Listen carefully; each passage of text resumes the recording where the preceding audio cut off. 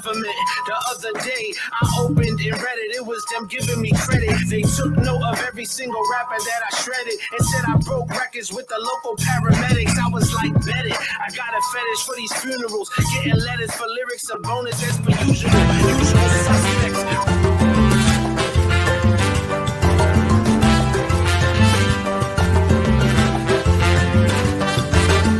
Familia, welcome back to Bomba Live, the talk show you've been waiting for your entire life. Thank you so much for joining us. This is your host, Collazo. And, you know, if you had a Puerto Rican man in your life over the weekend, you know, the only thing we were concerned about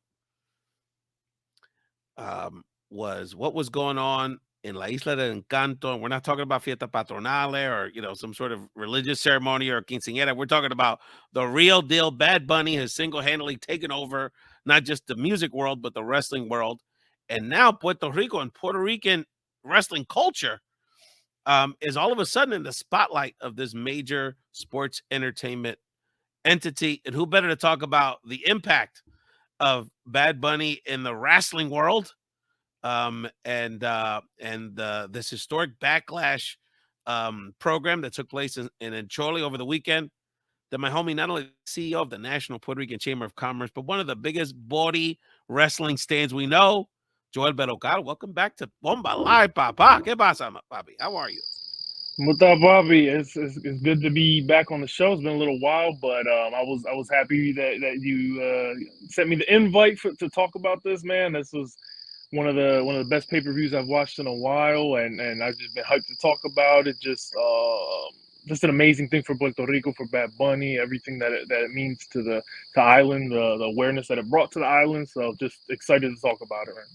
It was exciting. So, Joel, let's start with a little background here. So, what is kind of your general feeling been about Bad Bunny, Benito being involved in the WWE? It has been very interesting because he seems to really be like putting his all into it, and so and obviously he has a real love for wrestling.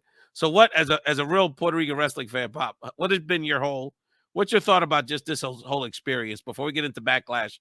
You know, just Bad Bunny being in the mix.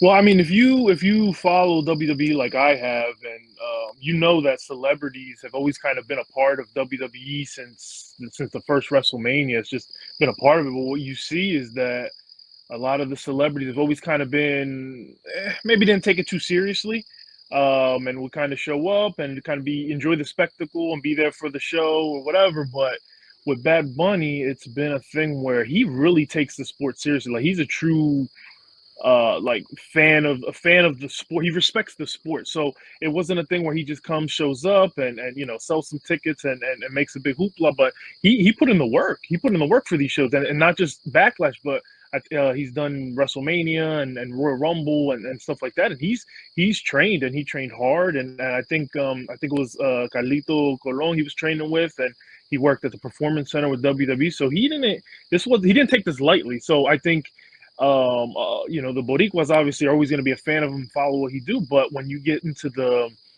actual the serious wrestling fans and stuff like that, they respect it too, because he isn't just some guy who's coming and coming for attention or whatever. He put in the work. He's there. He's taking bumps, and it's amazing to see. Like, it was amazing, the amount of work he put in, and it really paid off in his effort. So I think, you know, props to him, man. Props to him. He put in the work, and this ain't, you know, this type of world ain't for everybody, you know. No, not everybody's built for this. I certainly am not. Yeah. It's been unbelievable to watch him be so, like you said, just like take it so seriously. You know, you know, you can tell there's a genuine mutual affection.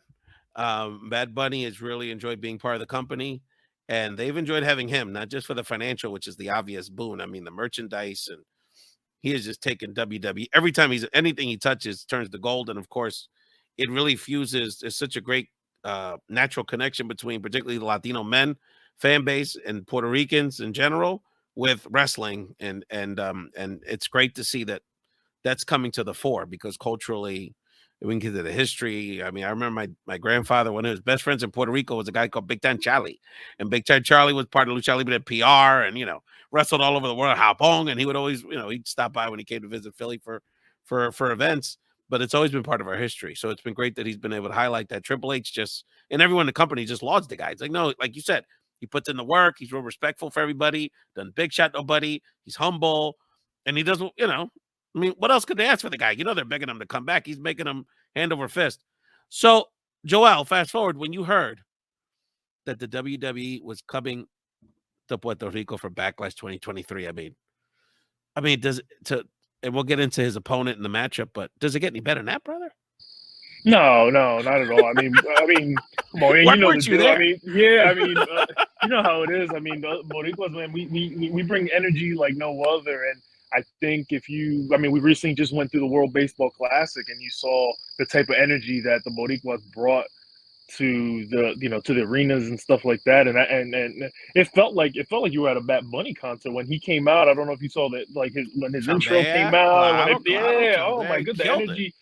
it. And kind of like what I said is I think Puerto Rico, the audience kind of brought awareness to other WWE fans here stateside, where you're not seeing energy like that in a typical arena. So these people, I remember I was going through Twitter and everything, reading the comments, and they're like, man, this energy is unreal. Like it kind of like, this crowd is unreal. Like, we have to bring another pay-per-view back to Puerto Rico at some point, and some point soon, honestly. So it was just amazing. So I was hyped. I was right there I was watching in my living room, and the energy was just amazing. You felt it through the TV screen. It was just incredible.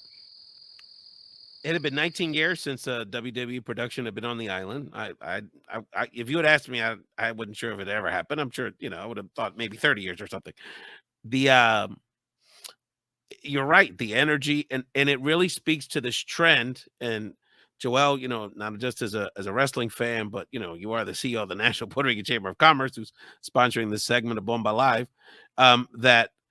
That it really speaks to the fact that from a Puerto Rican business and Puerto Rican economic perspective, this is the latest example of how Puerto Rico is not just becoming a tourist destination. It's always been a tourist destination, but because of the prominence and the penetration of the Puerto Rican Musica Urbana movement, it is attracting Puerto Rico to be an event destination. So Choli's always been at Choli, but because of the success of our local artists that we want to see, and we'll sell out. We don't just sell out one Arcangel show. We sell out 6, and this is a 17,000, 18,000 seat arena. This ain't a little amphitheater. And we're bringing all kind of international acts, but people are coming from all over the world to come be part of that Puerto Rican entertainment experience, to see, someone from Venezuela or Miami, who's not Puerto Rican, wants to go to Puerto Rico to see Karol G perform there, or Sech there, or other non-Puerto Rican entertainers or Puerto Rican entertainers, because of that vibra that's going on right now. So, and I know Paco Lopez, and there's some Puerto Rican entrepreneurs that are really spurring this, besides Bad Bunny and Noah. Noah has, I've heard rumors that Noah basically leases the place out and is making all the money on this. But for Joel, from a Puerto Rican business perspective, what has been the impact of this movement of El Choli specifically being this global entertainment center? Yeah, I mean, it's funny because actually some of our partners were people who helped bring this Backlash to Puerto Rico. So we're just seeing more and more of it, as that, like you said, Puerto Rico's always been a tourist destination for families and stuff like that. But now we're seeing an influx of these type of events, these large scale musical events and art things, business conferences and stuff like that. And people are starting to build things long term. So Puerto Rico, in terms of music and entertainment, has always kind of been kind of a hub for that stuff, and we're starting to see an influx in people looking to build things here long term. Aside from the actual events, they're kind of branching off that with things like record studios and those type of long term businesses.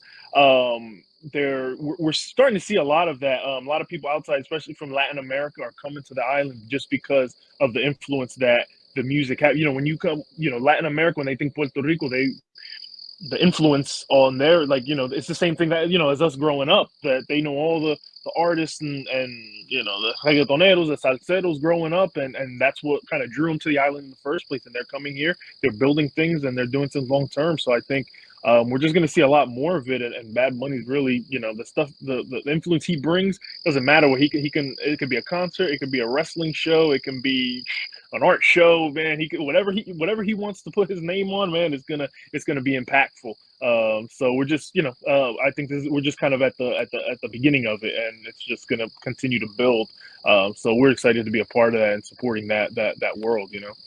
Last night, people, and obviously people can have their own opinions on things. It's fine. And I'm sure there's been a lyric or two that Bad Bunny said that was definitely cringeworthy and probably something I wouldn't want a teenage daughter listening to. That being said, we have to acknowledge, regardless of where you are on the Bad Bunny fandom spectrum, the impact. I mean, look, it goes well. He's the biggest star, but if y'all late to the party, this has been a movement going on for 25 years. That, let's be honest about it. How much Musica Urbana, el movimiento reggaeton, has done for our community? How many kids it's kept off the street? How many mouths are getting fed? How many businesses have grown? How is it expanding the Puerto Rican influence in every way, bro? I mean, people in all over Latin America, all over the world, use Puerto Rican slang.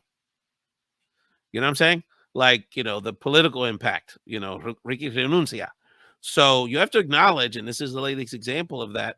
And I think about all of the subsidiary businesses from entertainment. So last night I was at my brother's, my youngest brother, Mario Collazos, aka the hip hop artist MC Planetary, his album release party, listening party. His album comes out May 12th. People got to check out Project Pluto on all platforms. Later in the week, we'll have part 2 of my epic interview with him exclusively here on Bomba Live. And so we have the listening party. So we've got an immigrant bar, nightclub, lounge that gets the business. We have an African-American DJ that gets the business. We have a Puerto Rican, his brother-in-law, who actually wants to become a member of the National Puerto Rican Chamber, who designed all the merchandise, and produced all the merchandise.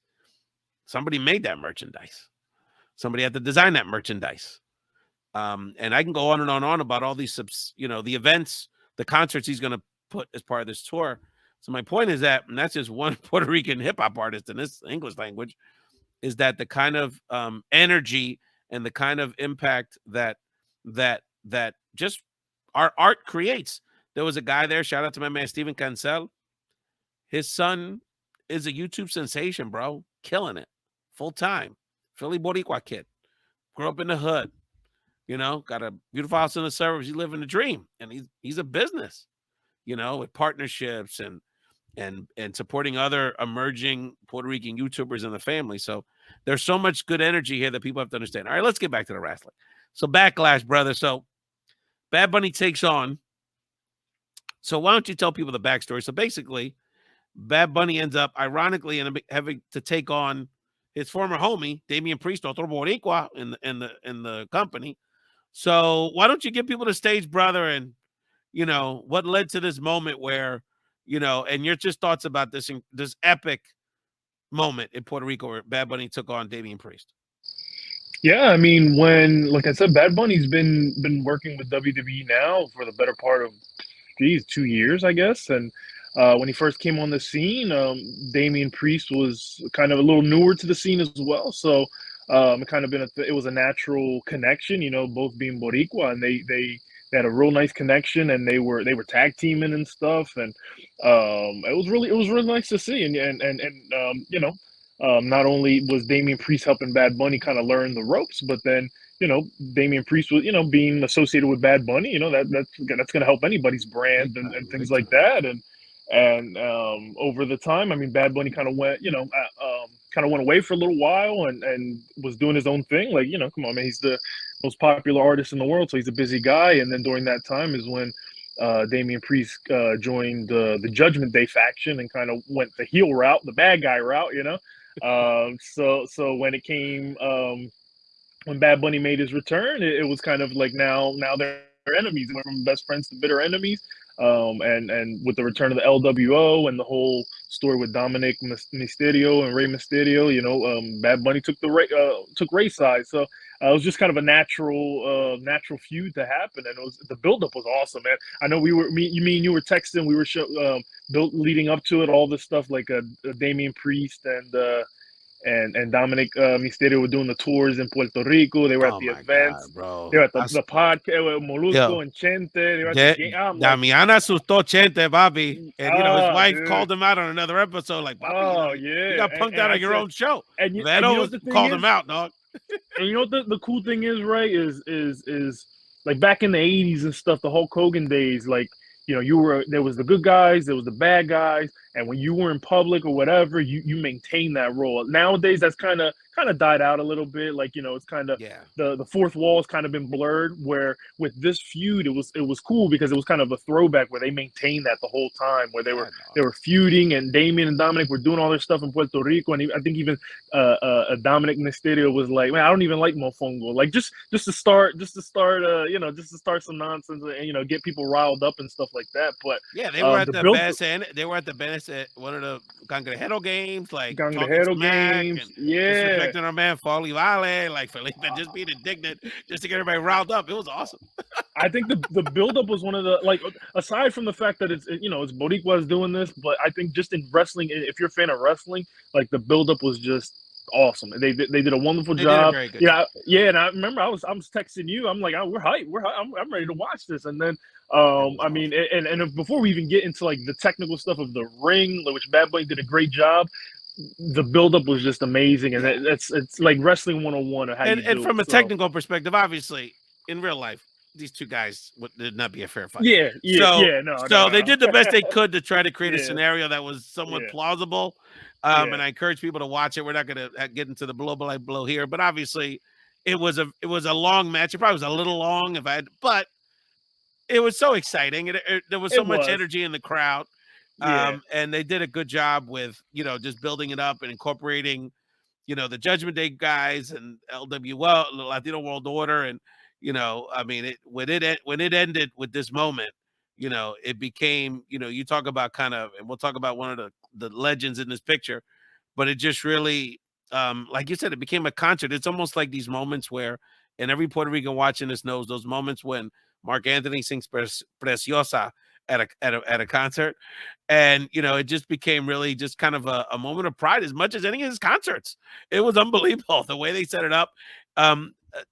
So kudos to the crew and Bad Bunny, Damian Priest. And Damian Priest's been a good sport about the whole thing. Obviously, he's got to play the role of the bad guy. And, the idea that someone that could be an outside linebacker for the Eagles would lose to Bad Bunny in a fight is kind of ridiculous. But he's played the role and got a lot of love on the island today on social media.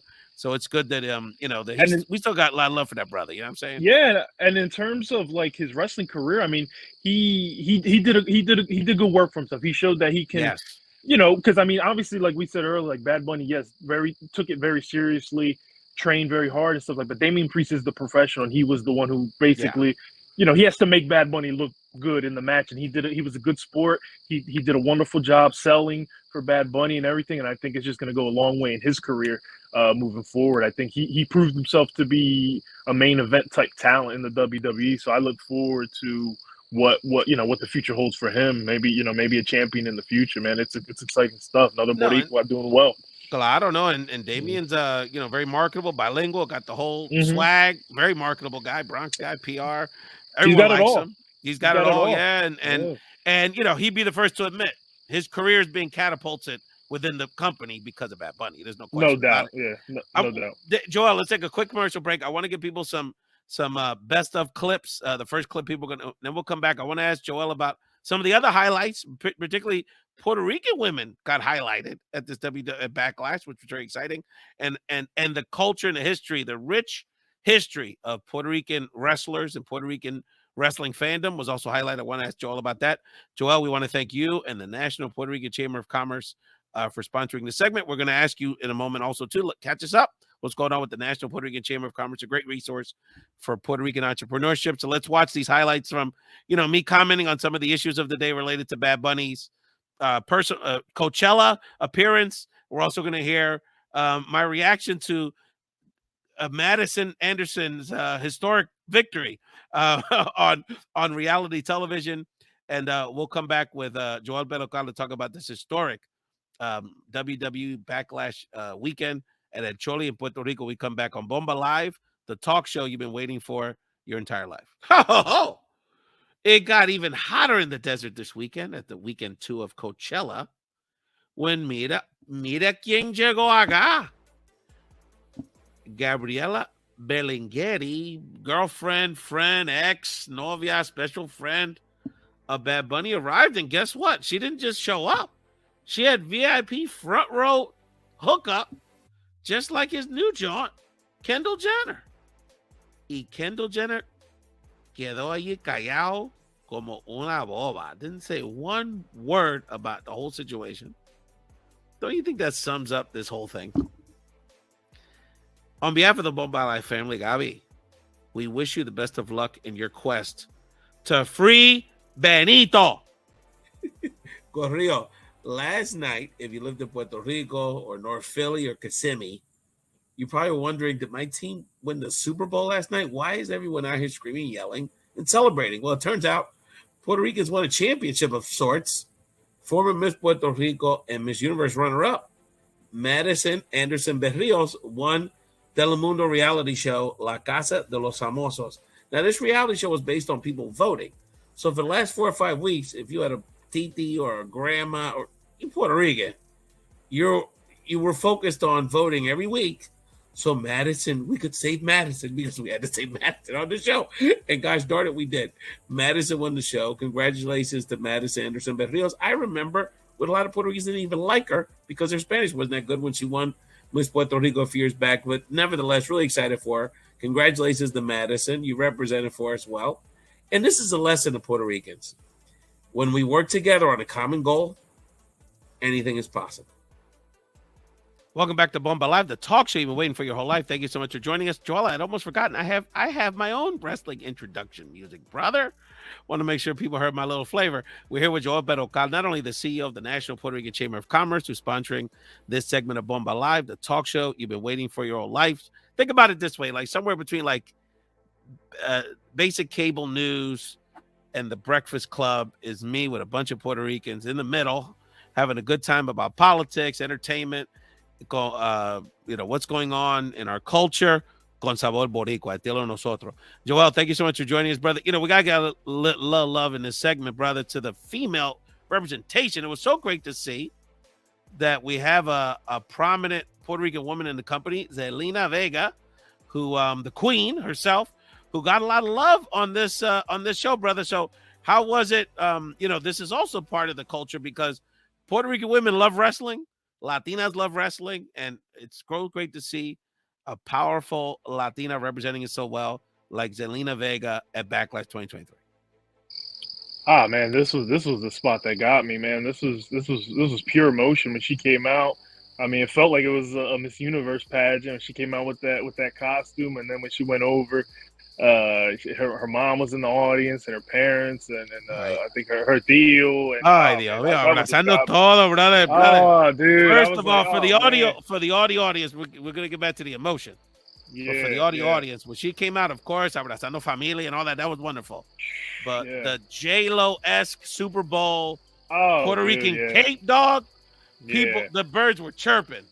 Yeah, that drew a tear as well, Pop. People got hyped. Oh man, it was it was just amazing to see, and you could just see the emotion in her eyes, man. She was just living it up. It was just, you could tell it was just a dream come true to be performing in Puerto Rico in front of her people, in front of her family and stuff like that. And she had her moment. And I mean, obviously when we get into the ring and stuff, she was facing the champ, so it was a little bit, uphill battle. But in terms of the pageantry and things like that, just top notch, man. It got me, and I loved every moment of it. I thought they handled it well. I mean, Rhea Ripley, Zelina, she definitely overmatched there size-wise and everything else. I mean, but she got her moment to shine.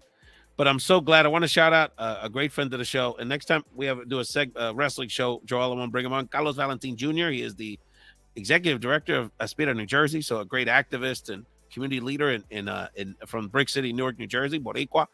And his, he's a girl dad, and he definitely encourages and is very involved in supporting women wrestlers, to model, empowering women like his daughter. So, we love it. The other big thing, brother, I know this brought a tear to your eye. Savio Vega, legendary Boricua wrestling icon. I mean, for him to be a part of this, brother, does it get any better than that? I mean, for Savio Vega to get some shine, bro, Puerto Rican wrestling legend. No, man. I said leading up to this, I was like thinking about this, how they're gonna book this show. I was like, yeah, Savio Vega has to make some sort of appearance, even if it's not. Yeah, I wasn't even thinking about that. That was a good pull, brother. Oh no, I was the whole time I mean, I didn't think all the Los Boricuas from the Attitude Era would come out, but I was like, come on, man, you gotta at least have Savio. And then when when they had this segment when he gave him the kendo stick with the flag, I was like, oh, this is crazy. And then he even came out and took a couple bumps and stuff later on in the match. So overall, they did it. They booked that perfectly.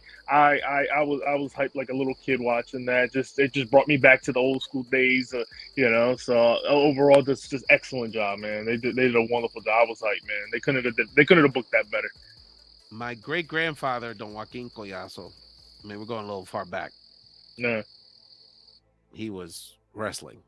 So my family was into sports because of wrestling back in the 30s, 40s, 50s in PR. Before he could watch on TV, he was a wrestling nut in Caguas. My grandfather liked it, but he was more of a baseball guy in Criollos, and that started us on the baseball track. But wrestling's always been in the blood for many generations. And I encourage people, take a deep dive, Google Puerto Rican wrestling history. There's some incredible history. One thing I want to note, and I remember this guy as a little kid. He was older, but he was still popular in the 80s. Pedro Morales, who passed away, unfortunately, a few years back, de Culebra, Puerto Rico. I mean, you can't get any more desolate than that. Pedro Morales was not only the WWE champion at one point when it was WWF back in the days, he was the first person ever in the company to be win the triple crown of championships, Intercontinental, Tag Team, and Heavyweight, our main champion. So Pedro Morales, Carlos Colon, the names go on, Savio Vega, the names go on and on. There's some incredible history there.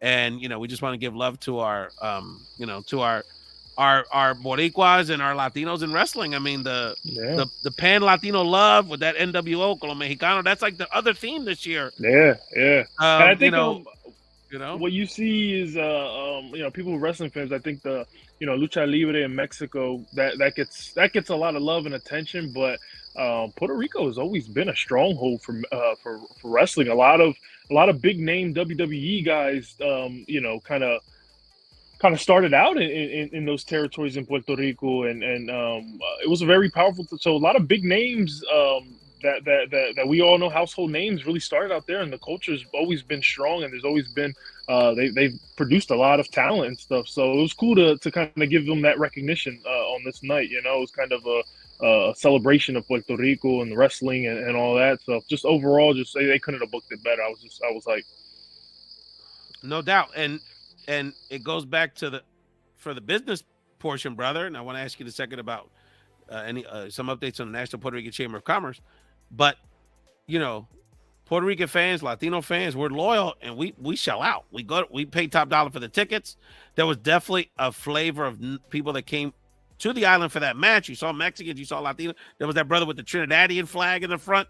There was definitely an international flavor to the audience, which was great. And we buy merch. We are full fans. We are loyal fans, and that speaks to our economic buying power. We're here with Joel Berrocal for the National Puerto Rican Chamber of Commerce. Brother, let people know what's going on with the chamber. Going very strong, not only in the diaspora but on the island, and just any updates you wanted to share about the National Puerto Rican Chamber of Commerce. Yeah, things are always doing well. To give you a little background of the National Puerto Rican Chamber of Commerce is we advocate for small businesses in the diaspora and the island, and we aim to be a bridge between the two, and aim to be that support system for businesses in the diaspora and the island, and things have been going well, and membership has been strong, and we have a lot of initiatives, a lot of opportunities to help support businesses at every level. Just trying to be, we're a little different in compared to other organizations that we kind of have that presence in both the diaspora and in the island, knowing how strong that connection is between Boricuas, like you and I here. we have strong ties to the island and vice versa. So we try to be advocates for those people and resource for all. So we had a lot of great initiatives, a lot of good partnerships coming up, a lot of grant opportunities for small business, a lot of access to capital for small business, and a lot of great resources, educational content, just a plethora of things going on to support Puerto Rican business on stateside and the island. So if anybody wants to learn more, just visit our website at nprchamber.org to get more specifics. But just it's a really exciting time with all the amazing things we got going on at the chamber right now. I want to shout out our homie who leads the Louisville chapter, believe it or not, the Louisville, Kentucky chapter of the National Puerto Rican Chamber of Commerce. Our homie Ricky Santiago. Ricky has been charting, highlighting the fact that the Kentucky Derby, which took place a few hours ago, had 5 Puerto Rican jockeys. So we were dominant part of the field, and the role of Puerto Rican businesses and as suppliers and vendors and people that were involved, on many levels is kind of the eyes, the sporting world this weekend. The center of the sporting world in many ways was Louisville, Kentucky, and Puerto Rican business owners were in the mix, not just, riding the ponies. Joel, anything else you wanted to share about the National Puerto Rican Chamber on this episode of Bomba Live? No, I mean, that was a good point with Ricky. Ricky's been shout out to Ricky Santiago doing his work in Louisville. And again, we, along with Ricky doing his thing in Louisville, we have chapter presidents and ambassadors all over the country, primarily in the large Boricua populations like here in Philly and Florida, New York, etc. Just doing amazing things, putting things together. So if you want to learn more about the amazing things we have going on, reach out to us and we can, make some good connections to you and be a good support system for your business. Definitely follow Joel Berrocal in the National Puerto Rican Chamber of Commerce on social media. Also, look out for later this week for my part 2 of my exclusive interview with MC Planetary about his new album, his first solo album, and his 5th total album. This album was produced, talk about a family affair, Joel. This album was produced by his son Element. It is an incredible album. I listened to it at the listening party last night. And so part 2 of this interview, which people were giving me a lot of kudos, really excited about. Part 1 of the conversation is really talking about the process of the comeback that he's going through, and doing it with his sons. So he's, not only on the production side, but all 3 of his sons appear on this album as artists. They're also all very, very talented young guys. So definitely want to check out later in the week. And you want to follow Bomba Live on YouTube so you can watch the part 2 of my epic interview, exclusive interview with MC Planetary. Really, in many ways, an unsung Boricua hip-hop legend. Someone that has toured around the world with all the major hip-hop artists, and some of the history that people are learning about Philly hip-hop, about just hip-hop in general, is really eye-opening to a lot of people. And my brother was there. He was there for so much of it. Thank you, Joel, brother. We're going to continue to follow and support the National Puerto Rican Chamber of Commerce. You and your team are going to be always regulars here on Bomba Live, the talk show you've been waiting for your whole life. And thank you all so much for joining this week's edition of Bomba Live. Follow us on YouTube and look out for my upcoming episode, part 2, my exclusive interview with Planetary for Outer Space. Have a good night, brother. All right, bye-bye.